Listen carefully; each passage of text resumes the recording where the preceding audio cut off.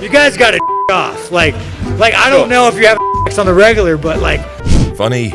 I have a simple life. I'm a simple man. Life's good in Vegas. I like it. Extreme, and sometimes borderline racist. Shit. I'm trying to teach you Chinese, Mandarin. Sean Strickland has recently become part of the conversation due to his hot takes and a personality that's honest enough to disturb just about anyone. From getting knocked out by Alex Pereira and nearly losing all his shine, to making it all the way back to the UFC using his skills, improved game plan, but mainly humor, Sean Strickland is now challenging the middleweight king Israel Adesanya for the belt at UFC 293. This is the same guy that called Izzy the Chinese champion. I want the title, and if you don't want to give me the title, give me meat, because I want the title. I want to fight the first and only Chinese champion. Let's do this. Told us never to trust the Chinese and dissed the whole nation of France. And while he does this satirically, the fans love the hype he brings in the octagon. You just can't hate Sean, and anyone who's been following him on Twitter knows how big of an entertainer he is today. But what made an innocent boy from Corona, California, grow up to be one of the most controversial figures in the UFC so famous? Today, we discuss the meteoric rise of Sean Strickland, disturbing childhood and challenges. Sean was born in Corona, California, but very early on he realized that his household wasn't normal. You see, Sean's father was an abusive alcoholic who would physically and mentally torture him. My father, abusive alcoholic, drank, got in pills later on. Sean began hating his father at a very young age, which lit the fire inside him to prove something. As his meteoric rise began, Sean became public, and in his interviews, he often mentions how much of a bad childhood he's gone through. Well, that makes sense why everyone calls him Sean Strickland, the new mythical fighter. Ladies and gentlemen, we're here with Sean Strickland. Sean, tell us, what do you got coming up? From there, he knew he didn't belong in such a messed up family. And due to being angered by circumstances at home, Sean got kicked out of almost every school he attended. But he was always good at fighting, almost very good at it. Sean was so mad that he once hit his own dad with a guitar. Smack it up his head, grab the phone, call the cops, run down the hill. It was almost impossible to see the biggest monster in his life on his knees, holding his broken nose. I guess that sparked the psychopath in Sean. He began training for mixed martial arts at the age of 14 and turned professional at just 17 years of age. But his rise to the UFC wasn't easy either. This is your fourth professional fight? Yes, sir. And you're 4-0? Yes, sir. Sean had to go through a rigorous training regime to not only stay in shape physically, but mentally as well. Early on in his fighting career, Sean was nicknamed Tarzan and competed in welterweight. Early fight game struggles. As a 16-year-old, Sean was capable enough to make it into the king of the cage. But he was so good that he dominated the whole roster for a whopping 5 years. I guess they didn't call him Tarzan for nothing. That's when he decided to make a run into the UFC in the hopes of becoming the best welterweight of all time. But we should also consider that UFC was unlike anything else Sean had ever been through. In his fight with Bubba McDaniel at UFC 171 in 2014, lives up to the hype and then some. Sean finished him with a rear naked choke that sparked love in many fans' hearts. And in the UFC welterweight division, he was doing great in the beginning as well. He beat Luke Barnett, Igor Araujo, Alex Garcia, and Tom Breeze. But there he met Kamaru Usman, who's easily, for some people, one of the greatest of all time. He lost the decision to Kamaru Usman, and that's where things took a turn for the worse. Doctor came over and he said, yeah, I can see. Medical timeout. Thanks so much, and Sean said, you see, Sean is always brash and honest about everything, even with his shortcomings. He's said it a million times that he's not the best fighter, nor he considers himself to be inside the cage. And that's due to his passion for motorcycles. The motorcycle accident.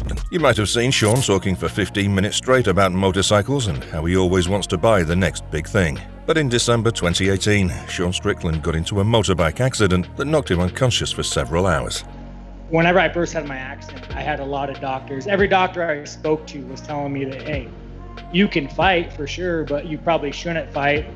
He even had surgery as a result, but being the honest guy he is, he thought he wouldn't ever be able to fight again. But after recovering from the accident, it seems like he got a big payoff from the insurance, which is exactly what changed his life. All that pain, and you just put it out when you get in there and you enjoy it, like, I'll deal with that shit when I'm old. I mean, I'm I'm gonna ride it till the wheels fall off. Let's have. Even Michael Bisping has said that ever since he got the insurance, his fight style changed, and it was much needed. So, 2 years after the accident, we got the American Psycho back in the cage, but this time it was in the middleweight division. And a small amount of money is what changed Strickland's life. Now he wasn't afraid of competing with all his might and his life. He didn't have to worry about working on side jobs to pay the bills, and all he would do is train. Put your bag. Stop moving over weights, that running, and punch the fuck out of that thing. While coming back into the UFC, he fought Jack Marshman, which marks it one of the most interesting fights ever due to his trash talk right in the center of the octagon. He kept trash talking with Marshman, asking him why he didn't fall. Fight you for the center, Jack. Come on, bro. We're both boxers. Oh, yeah, that boy. I knew I'd like you. Bro, you just can't fall. Why would you fall? Well, if that's not psychopathic, I don't know what is. Sean just loves playing with his opponent's minds and bringing their confidence down. The same fight didn't even look like a fight. Marshman was tired, and Sean was pushing him to do better. Sean then won by decision, but the next match was another interesting fight for Sean. It was against Brendan Allen, another rising prospect in the UFC. But how did the fight go? Well, Sean destroyed Brendan Allen and looked fulfilled. Strickland! Wow! Yeah. It seemed like Sean's rebirth was complete, and he was ready to take over in the middleweight division. In the next 2 years, he fought fighters like Krzysztof Jotko, Uriah Hall, and Jack, whom he defeated, and his weird boxing style was very interesting to see for the fans. His fighting style, coupled with his trash-talking and outrageous claims, made Sean who he is today. His claims, like going on a shroom journey to murder someone, these things really sparked a lot of controversy, and he'd even get banned on social media occasionally. Kevin Holland. He's Kevin Holland. I think I told him I could rape him in prison one day and it bothered him. But I'm just saying the facts, dude. I'm just saying the facts, man. If me and you were in a jail cell together and I wanted to, like, I could take that ass. At this point, everything was going pretty well for Sean, and he even came into the top 10 middleweights in his period. But little did he didn't know that a stone-cold boogeyman was waiting for him. So Brazilians, they have such a rough life.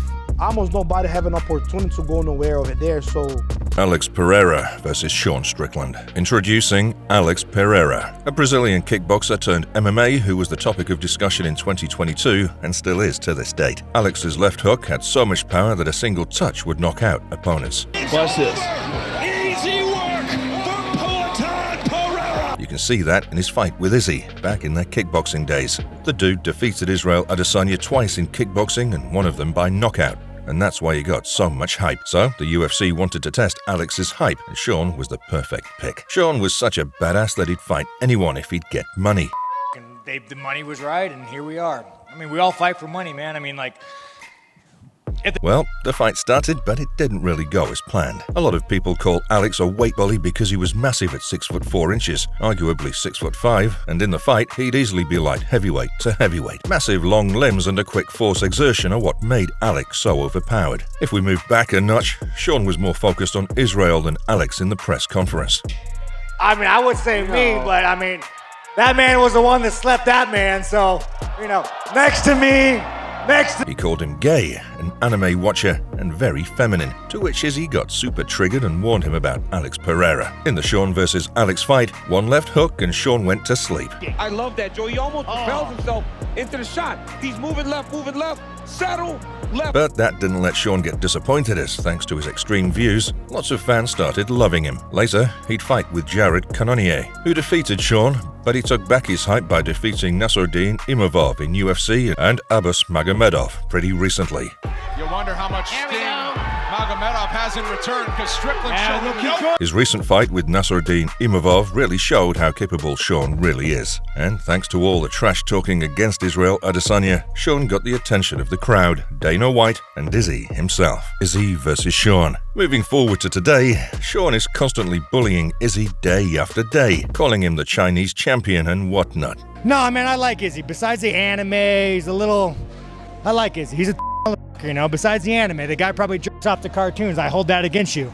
He's also pissed half of America and the world by saying things like women belong in the kitchen, which further sparked the controversy. Sean is actively training in his gym while doing some of the most entertaining interviews with Helen Yee, the Schmo, and everyone's favorite Nina Drama. But now it's Sean versus Izzy, scheduled for UFC 293. With Sean getting into the head of Izzy and the majority of fans excited for the fight, who do you think wins the bout? Will Sean become the next middleweight champion? We're about to sign some paperwork, we're about to make this shit. I'm gonna do it for the Aussies, I'm gonna do it for America. Now that he's training with people like Pereira and Glover Teixeira. Let us know in the comments. And if you liked the video, make sure to press the like and subscribe buttons for future MMA videos like these.